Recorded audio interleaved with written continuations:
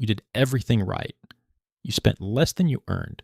You moved money into savings every month, 100 here, 200 there, and you watched the number climb, $10,000, maybe more. And here's the strange part. That discipline, the exact habit that makes you better with money than most people, might be the very thing keeping you from ever getting free. Because right now, there is more money sitting in savings than at any point in human history. Over $8 trillion parked, waiting. And most of it belongs to careful, responsible people who did everything right, except one thing. Stay with me, because this is the difference between being safe with money and being free because of it. For years, the argument was easy. Savings accounts paid almost nothing, 0.5% if you were lucky. So every finance video on earth said the same thing. Get your money out of savings. But it's 2026 and the story changed. The best savings accounts now pay around 4%. 4% guaranteed with no risk. For the first time in years, saving actually feels like it's working. You check the app, the interest lands every month, and it feels like your money is finally doing something. And that feeling is the trap. Because 4% that feels great is more dangerous than 0.5% that feels useless. 0.5% annoyed people into action. 4% puts them to sleep. It's comfortable enough to stop asking questions. And that comfort is why a record $8.3 trillion is sitting on the sidelines right now, earning just enough to never leave. Two things the comfortable number hides. First, most people aren't even getting it. The national average savings account still pays under 1% because the big banks never raised their rates, and most people never moved. The 4% headlines are real. Most balances never see them. And second, even if you do get 4%, inflation eats most of it. After rising prices, your growing savings are treading water. Safe? Yes. Building wealth? No. Here's the cleanest way to see it. Saving protects your money. Investing grows your money. 2 different jobs and a savings account, even a good one, was never designed to do the second job. Run the numbers. $10,000 at 4% for 20 years becomes about $22,000. Feels fine. The same $10,000 at the stock market's long-term average, roughly 10% a year over decades, becomes about $67,000. Same money. Same 20 years. One choice. $45,000 apart. And that's a single deposit once, never added to again. Now make it monthly, because this is where it stops being maths and starts being a life. $300 a month, invested at an 8% average for 25 years. That's roughly $285,000, and here's the line worth remembering. You only put in $90,000 of it. The other $200,000 is your money working shifts you never had to show up for. So if the numbers are that lopsided, why is a record amount of money hiding in cash? Because this was never a maths problem. It's a fear problem. Savings don't move. You look at the number, and the number looks back the same. Investments breathe.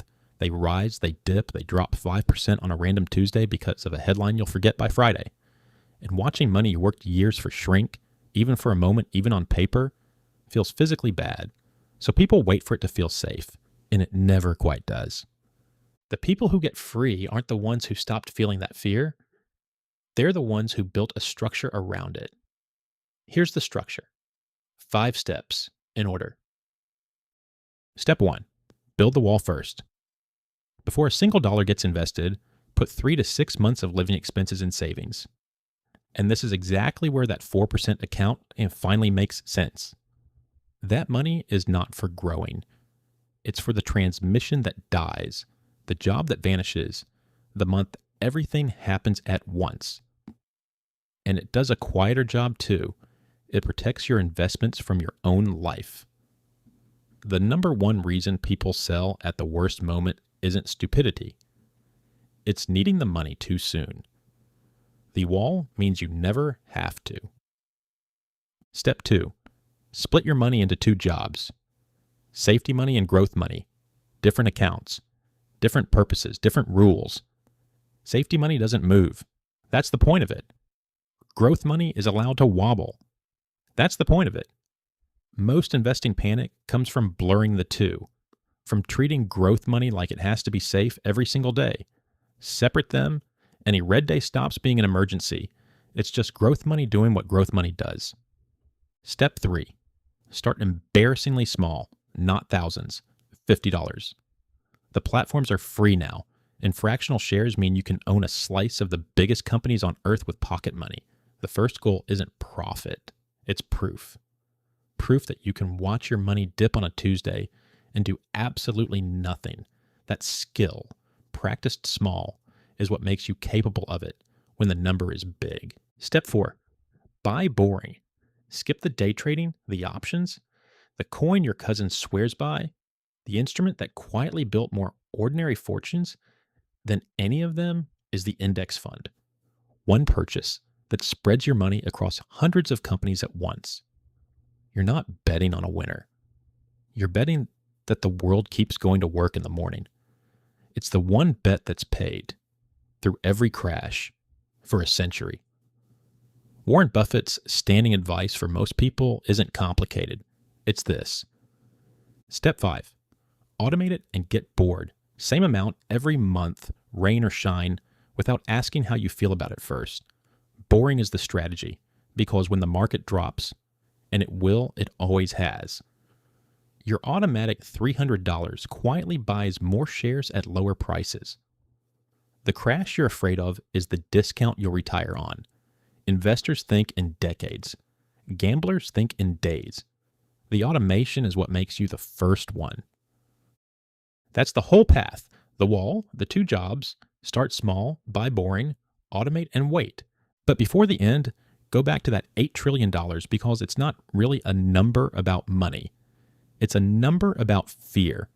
Millions of careful people standing at the edge of the water earning 4% while they wait to feel ready. Saving will keep you safe. It bought you the wall and the calm behind it. That matters, and you built it. But safety was only ever half the job. Saving protects the life you have.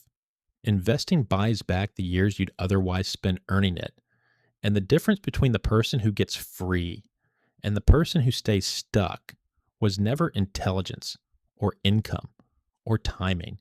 It's that one of them, one ordinary month, moved the first small amount from the jar into the soil and let time do what time does. The water never feels ready. Get in anyway. Start small. Start boring. Start now.